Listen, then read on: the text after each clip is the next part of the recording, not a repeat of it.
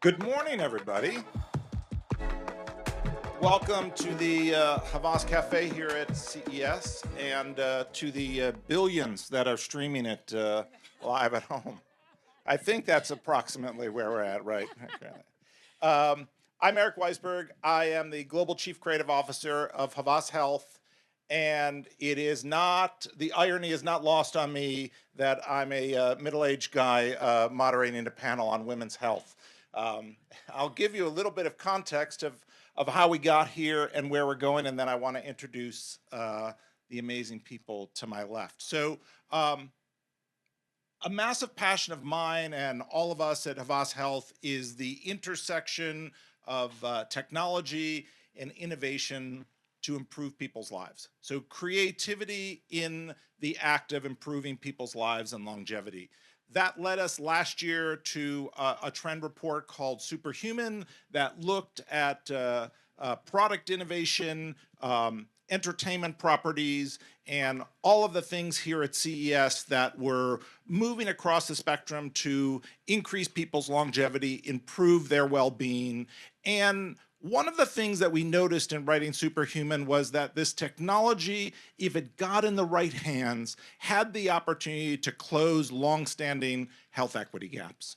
One of those largest gaps was in men versus women, and also in particular women of color. And that led us this year to doing a bunch of research along with my partner in crime, Chloe, here about what's happening in the world of women's health, and where can technology and innovation make a difference. And we saw some startling opportunities that we're seeing a sea change. And that led us to writing Superwomen, which we're going to talk about today. So let me start by introducing the folks that are up here with me, and let's see if our clicker works here.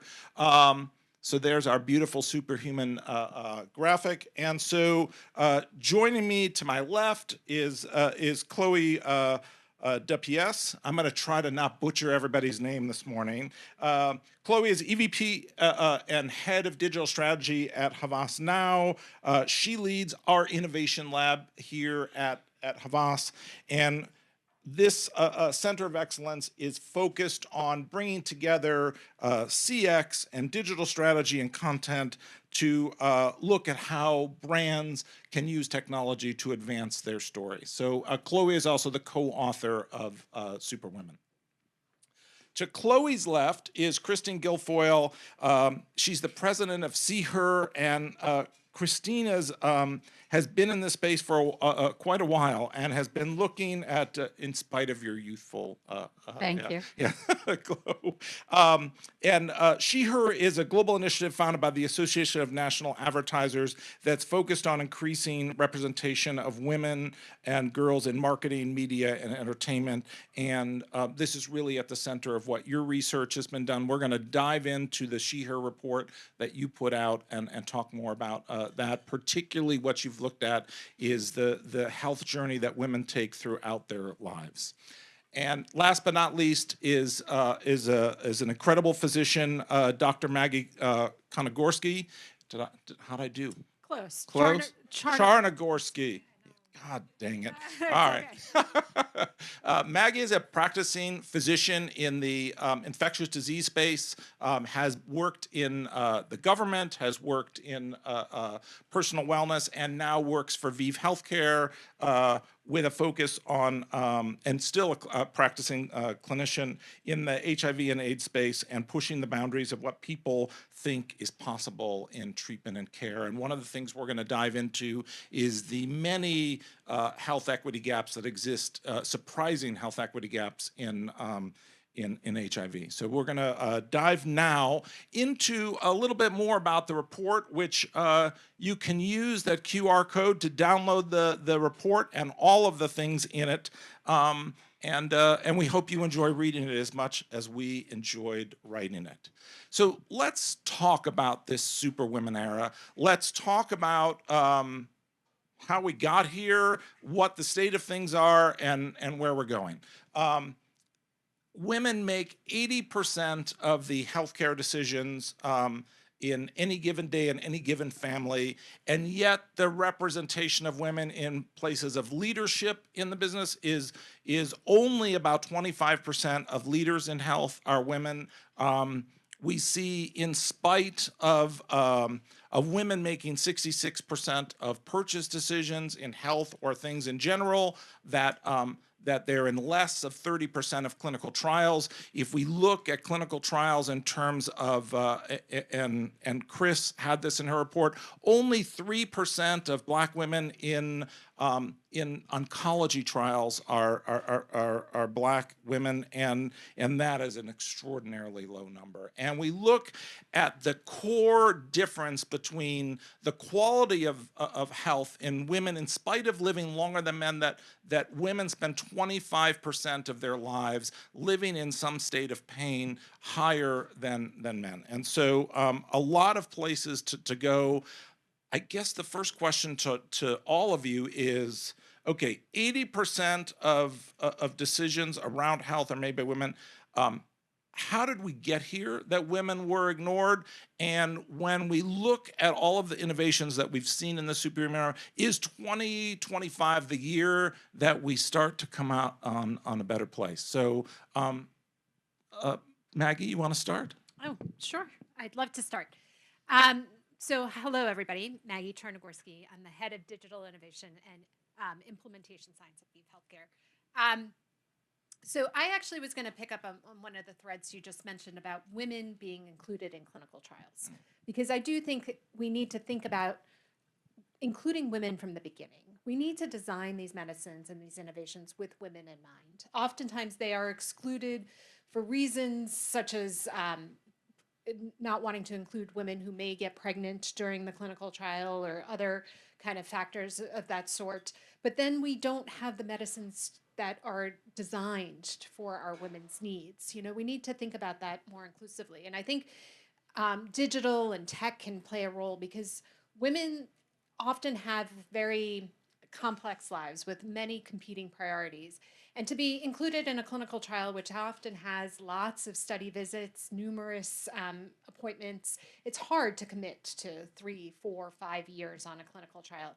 So thinking about how we can use tech to monitor people at home, bring the clinical trial out of the clinics and into people's homes, and really kind of engage women where they are and start from the beginning. So we're designing medicines for women that we know work for women, and then bringing that through that life cycle so that we're encouraging them to understand that these medicines are designed for them, not just men. Chris? Hi. Hello, billions out there. Chris Guilfoyle at CEHR. I think that 2025, let's start off optimistically, right? We're here. There's so much innovation and excitement, maybe some trepidation about this year. But the fact of the matter is that the numbers don't lie. And 50% of the population is women. And frankly, I love, Eric, that you are a man moderating this panel. And I love all the men that are sitting in this room, because none of us can do any of these things singularly, right? And being aware of the numbers globally, it's $30 trillion that women control. Ultimately, they are the head of their households, and 85% of purchase decisions across every category. $10 trillion in the United States for a brand to be able to harness that. We're all in business, right? We're here to drive growth. How are you going to do that if you ignore 50% of the population in that $30 trillion? So I say, absolutely, we're at a tipping point. And frankly, here today, in health, but in everything that we will see, what is the lens? Yeah. And how can we harness innovation? How can we harness momentum? Yeah. And how can we use those numbers, the data doesn't lie, to drive our business forward? That brands doing good in this space is actually good business. So it's a pretty much a no-brainer. Chloe? Yeah, I mean, so the disparity between women's impact on healthcare decisions, as you mentioned, and the fact that the healthcare system is not tailored to their needs is based, in my opinion, in historical bias and systemic bias. So we talked about the lack of representations in the clinical trials, but that's also true for the lack of representation in medical education, with mostly men historically driving medical curriculum. It's true with gender disparities in healthcare leadership. Again, historically, you've had way more men in policymaking, healthcare functions, in pharma executives, in hospital administrations.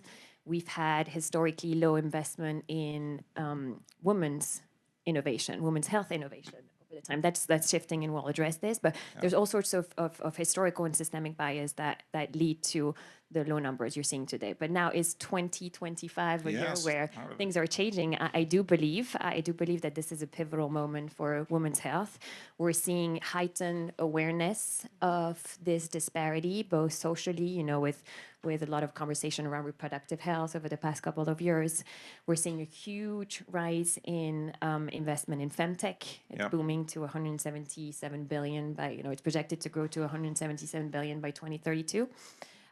Investment in technology, whether that's AI, at-home diagnostic, as you mentioned. So there's a synergy or a combination of all sorts of factors that are leading to a change, an upcoming change in 2025. And you and I walked the floor yesterday, and the leap, even this from last year to this year, significant in itself. So there are 4 chapters that are part of Superwomen, and I think it'd be good to dive into each one of those because they each are about a significant shift that's happening. And the first one is Super Optimized Her. And at the core of this is about living longer and living better through innovation. I think one of the interesting things that was an observation to me in diving into this, the generation that is being born today of young women will live to be 100. It also means that that's an amazing statistic by itself, but it also means that 50% of their lives will be lived in a post-menopausal state, something that we never spoke about before. Christine, I think one of the things that you talk about in your report is we're seeing a shift in agency. There has been a long-standing challenge of medical gaslighting, and I think when I look at millennials and Gen Z, they're not having it. They're not having it, and they're on TikTok and elsewhere talking about that. What do you see as the shift in agency, and what does this mean in terms of the product innovation that you're seeing here at CES and elsewhere? Sure. I mean, listen, I think Gen Alpha living to 100, the first generation, and living to 100 well. Right. I think the emphasis is it's not just the number, but like participating in life, strong and fit and well. But in addition to that, it's the most diverse generation of all times. It is the most technologically sophisticated. It will be the generation that grows up AI first. All of the digital and social transformation, they just take that for granted. Yeah. And as a result of those things, again, hearkening back to the business, if you are a brand, you need to make sure that you are filling the gaps where they are. You're no longer in charge. And as a result, consumers, people, remember, they're people who we're targeting. They are going to go and they are going to find what it is that they need, where it is they need it, when they want it. Yeah. And health and wellness is destigmatized for these younger generations. I think it started with trailing millennials, obviously Gen Z and Alpha, where they're like, listen, I want to talk about these things. Earlier we talked about the fact 5 years ago, no one would say menopause in mixed company, right? The fact that mental health and awareness about the challenges, that athletes are embracing that, people in positions of authority, right? Whether that be in healthcare or influencers or celebrities. I mean, listen, the consumer decides who the authority is and that they're open and not perfect. I think all of those transitions, it's the stone that has rolled down the hill, and it's just going to roll faster. So the more awareness around reproductive health, about menopause, about mental health, about living well is just going to continue to consume a greater share of the conversation, as it should. Yeah, absolutely. And I think you talk about this stone that started to roll downhill. Chloe, you were looking in when we were doing research around this. Only 2% of VC funding of the over $40 billion spent on VC funding of health tech, only 2% was focused in 2023 on women. You noticed a massive shift happen in the last Yeah. 18 By the way, months. that number is just staggering. I mean, Yeah. 2% going towards women health. Yeah. That's unbelievable. Now, thankfully, like I said earlier, I think we're seeing not only the femtech market booming, it's going from 50 billion today to 177 billion in 2032. And what's interesting too is the speed of acceleration. So it grew 10 billion over the past 5 years, but it's projected to grow 120 billion in the next 10 years. So finally, people are realizing and we're catching up. Yeah. So some of the most, I think, exciting innovations I've seen, and perhaps across the women's life stages, when it comes to fertility and reproductive health, I am fascinated about the work that is being done around enhancing ovarian function to delay menopause. So there's this company called Cellmetics, which is a biotech company that leverages bioengineering and nanotechnology to enhance egg quality and ovarian function, with the idea that if we can enhance women's egg quality by 1 to 2%, when they're around 40 years old, we would delay menopause by 5 to 10 years. So that's one really fascinating thing. There's a lot of great progress being made in egg freezing and IVF technology. So there's this company called EmbryoScope, which is basically a time-lapse imaging for embryo during maternal health. Really a lot of progress when it comes to menopause, perimenopause. Looking at the floor yesterday were companies like Peri, which is a wearable device that tracks menopause or perimenopause symptoms and help women better manage it. All the way to digital platforms like Electro Health, which we mentioned in the report, which is a dedicated online platform for perimenopause and menopause women to help them throughout this transition phase. And then lastly, I guess near and dear to my heart, because I recently became a mom, is all things maternal health and postpartum care. We talked about this when we travel and dinners and things like this, but it is a very challenging phase for women, and sometimes we're not prepared. We're not prepared mentally. Society conveys an image that is very often very positive and makes it look easy. And I wasn't prepared mentally for it. It was a really hard time of my life. And I'm glad to see that there's now more digital support in communities like Hey Mama or Motherly, where women can share their experiences with maternal health and postpartum. You also have technologies that use AI to monitor your fetal health while in labor to prevent complications like I experienced during pregnancy. So really a lot of great movement. And then last but not least, postpartum care, first of its kind. Chloe spent 6 hours on the floor yesterday, so she focused on this. It's like women's health, tell me where.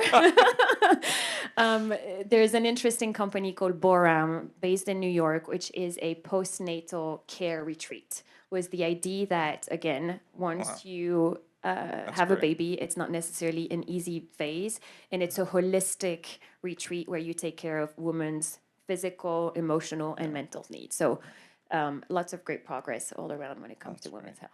I have to ask, Maggie, one of the things I think, that a lot of the things that we saw on the Super Optimize Her was this shift to agency also comes with a shift in a lot of this technology, giving women more data about their health when they walk into an appointment.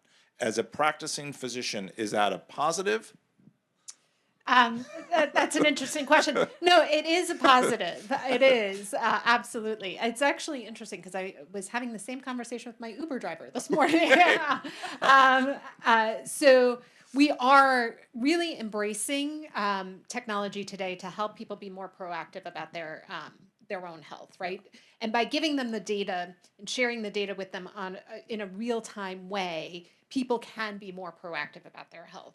So I think there is a huge opportunity, and I think there is going to be more agency from women when they see those numbers to be more proactive. I think this is for family members, managing family members as well. So a friend of mine's husband has diabetes. He has a Dexcom monitor, but his wife kind of also monitors it because although her husband can be very proactive about things, sometimes he's a little dismissive of minor changes, but she can help encourage good health kind of activities when needed. And the same thing for families. You know, I can be anywhere in the world and I can monitor my family's health Yeah. and help kind of intervene as needed. But it's going to be interesting, and the controversy here is the more health information we have, I think will be positive for the individual. But when we start sharing that with doctors, how is that going to impact the healthcare system? Because right now, capacity is an issue in the healthcare system, and right now we're a kind of event-based healthcare system where people come in with a problem, they talk to their doctor, they get a solution. But if we have daily monitoring, and if we start sharing that with our healthcare teams, are they going to then be responsible for daily interventions as well? And do we have the capacity to do that? So it's going to be interesting on how the healthcare system revolutionizes over the next decade or two with all this technology coming into play. It's super, super interesting. So let's jump to the next chapter, which is the GLP-1 ecosystem. I feel like it's just in the last 12 months that GLP-1s have, in spite of being around for well over a decade, have become a household name. 12% of adults in the United States already say that they have used one. About 6% of the U.S. population is on a GLP-1 now. And I believe, if I get this stat right, the business of GLP-1s in the entire ecosystem is projected to be $500 billion by 2030. It is impacting almost every part of what we eat, what we drink, where we travel, the way that we think about ourselves. We've even seen in the last month that sleep apnea is something that these help. So I think, Chloe, when we look at this world of ecosystems, like, where is this new ecosystem going, and what are the things that you saw on the floor that are sort of changing the way people live under a lifetime under GLP-1s? So first, perhaps a little bit of context for those less familiar with GLP-1. You might be wondering why GLP-1 in women's health, why it made such a, what's one of the 4 chapters in the Superwoman report. But basically, you know, GLP-1s are mostly known for their weight loss benefits, but actually their benefits go way beyond just shedding pounds. And we're realizing that they have all sorts of applications, from cardiovascular health to Alzheimer's disease to liver disease to sleep apnea, etc. And that also applies to hormonal health. So there's more and more research that's being conducted to show the benefits between GLP-1s and hormonal health, which is very promising for conditions like PCOS or menopause. So in short, you know, GLP-1s help with weight management, which also and they also help with insulin resistance, 2 things that really benefit patients suffering from PCOS or menopause.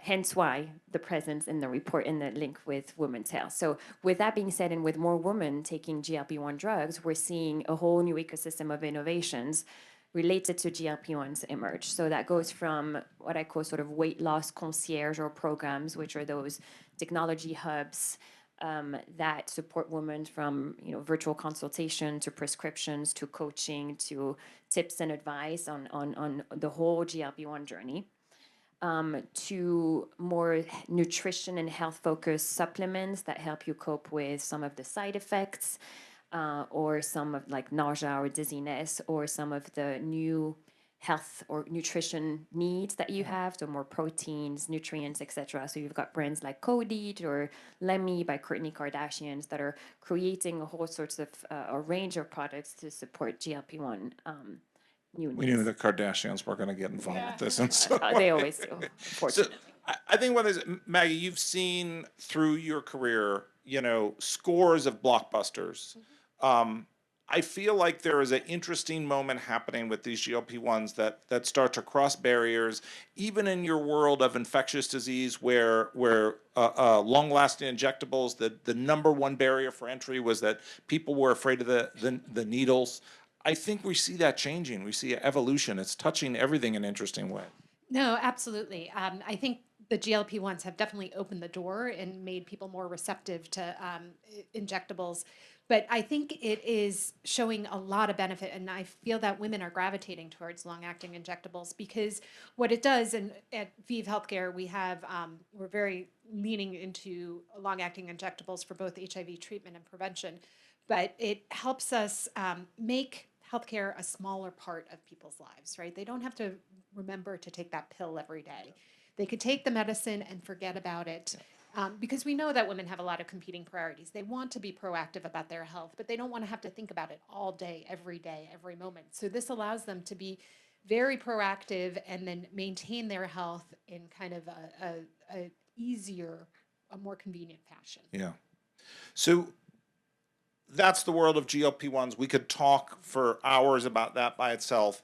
I think one recurring theme, and we built a whole chapter of the report around, was the woman as chief medical officer. Like, we've talked about the burden of her personally getting the care that she needs, but what keeps coming up is the burden that she has for kids, for her parents, for even friends, the growing scope of what women do to really control the totality of the medical system is unending. And you've looked at this quite a bit in your report. And I want to put up a graphic here, which you really dove into the specifics of what this burden looks like.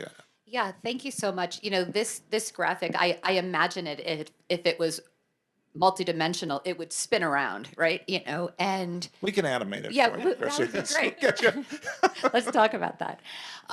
You know, whether or not the woman is the chief medical officer, you know, we can all debate that. But at the end Yeah. of the day, it's the role that she assumes, right? And she assumes that for everyone around her, probably more than she does for herself, right? And you know, frankly, how, again, going back to business, how do you make sure that when she sees herself and you're talking with her in both of those roles, like health for her at the ages and stages of taking care, you know, from menstruation all the way through to menopause, like her whole health journey.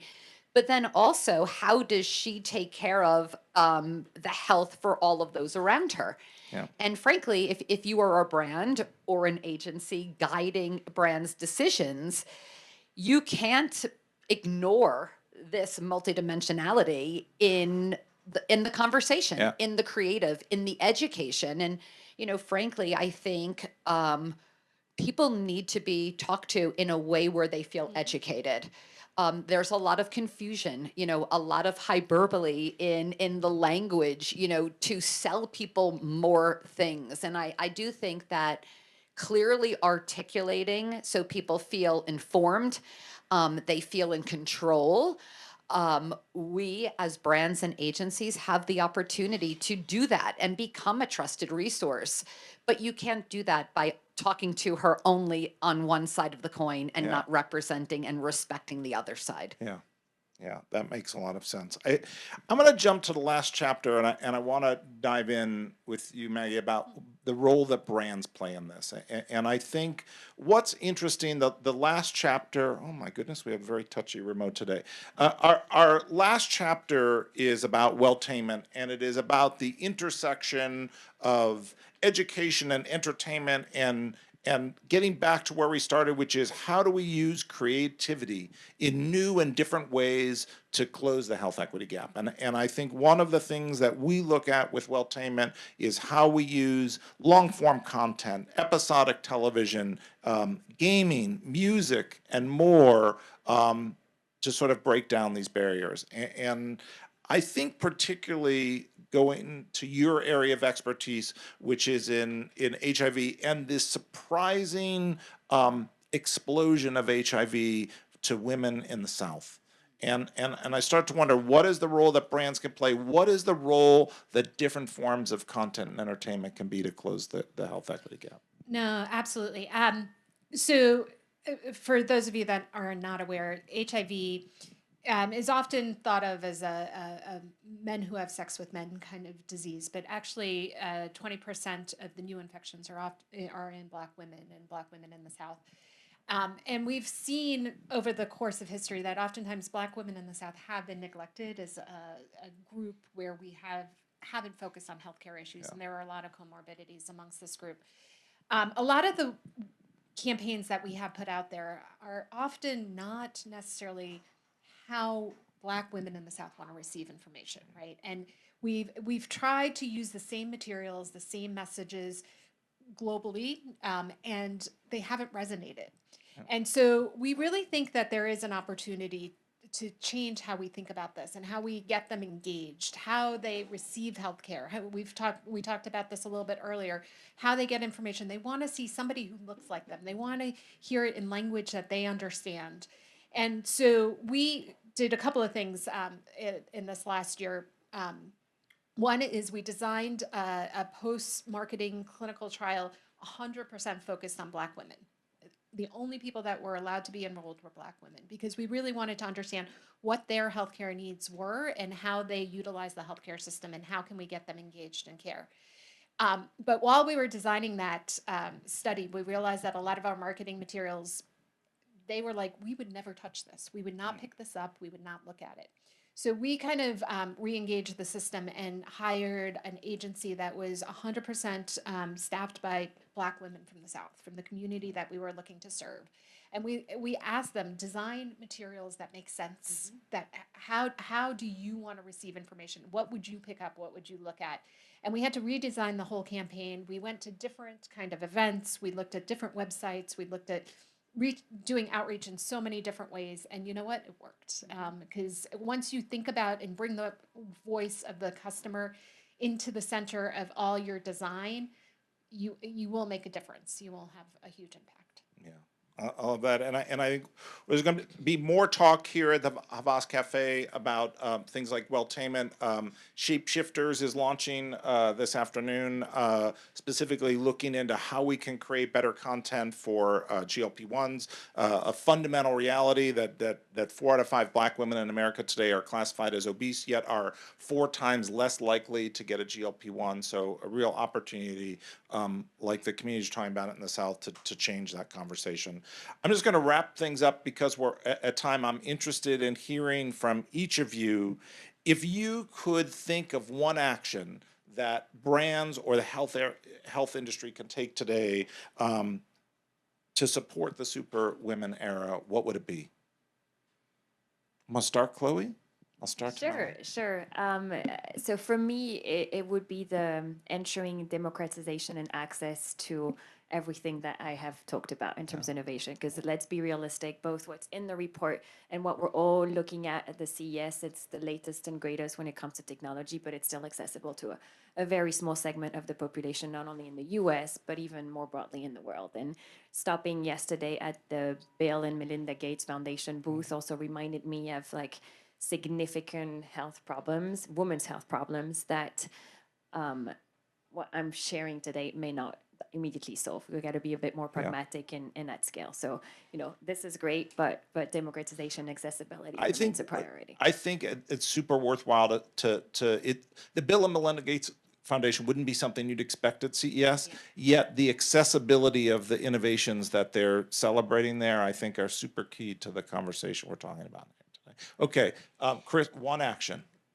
Allow your insights to drive your creative, right? Ultimately, if you want to target women and you want to target women of color or younger women, whatever that intersectional lens is, staff your agency, hire production crews and teams to bring forth those voices that may not be in your room, and ultimately be curious to understand how they can make an impact so that people feel seen, heard, and valued. I was going to say something similar, but maybe to extend upon that is to bring women into the whole life cycle. So that starts, in my opinion, with clinical trials and making sure that the medicines are designed for women, but then thinking about them through the entire life cycle. How do they interact with the healthcare system? How do they want to get their information? How do they want to support their families? And really bringing that voice all the way through. Yeah, I love that. And I think, look, this is a great way to end. Maggie and I were talking just a few minutes ago about how the magic of this week here at CES is that all of us as leaders in this space get to think not just about what's now in terms of the workflow as the year starts, but what's next. What are the things that we want to make a difference in 2025? And I just love that this is a launching point to starting that conversation about how we make 2025 the year that women's health makes a huge leap in statistical change. We have a few minutes left. Any questions from the audience? We'd love to take them. Love to hear your thoughts in the world of women's health. And I don't know if we have a microphone out there, but I'm happy to share mine if someone's got a question. Thanks, Eric, and thanks to everybody. This is, first of all, it's just heartening and encouraging to see such action and attention from such senior leaders towards this cause. I think everybody, whether you have a mother, a girlfriend, a wife, sisters, you know, we're all part of this. Something I was thinking of specifically when you were talking about well attainment is a different topic that necessarily doesn't exactly touch women, but does, which is the recent male loneliness epidemic, especially among super young people. Who are gravitating towards some super polarizing figures that are basically flying in the face of everything we're talking about. And it's because, you know, they're lonely, they don't have these figures. How can the work we do in the wellness and entertainment space focused on women be used to uplift these young men and bring them into the conversation as well, so we're not creating a larger divide, but actually using this great work to bring them in? I actually think that young women are also experiencing the like I think it's a universal epidemic, right? It's men and women, boys and girls. And frankly, I think younger generations, again, Z and Alpha, ultimately their compartmentalization of gender becomes less and less important. You know, as we all sit up here, it's and who we are and the ages and stages that we are, it's a very specific, you know, men and women. And I will tell you that, again, brands, when they're talking to men and boys, have to start talking to them in a very different way as well, right? That whole stereotypical macho man, you know, that is not how young men want to be depicted. And they do feel as if there has been a pendulum swing that they are not important or valued also. So I think we have to just think about people and how we would want to be spoken to, how we'd want our children to be spoken to, our grandchildren spoken to, and just humanize things. And I applaud Havas for putting this piece out, although it is Superwomen, right? It takes a village. And if we're able to, you know, put the oxygen mask on and save women, it'll end up saving all of us. Any other questions out there from folks? All right, well, we'll wrap things up. Thank you all for joining me up here today. Thank you to everyone that played a huge part in doing this research and writing this amazing report. I hope you'll all have a great CES. I hope you'll join Chloe or myself on a tour of the floor and see these innovations in action over at the Venetian. And have a great day.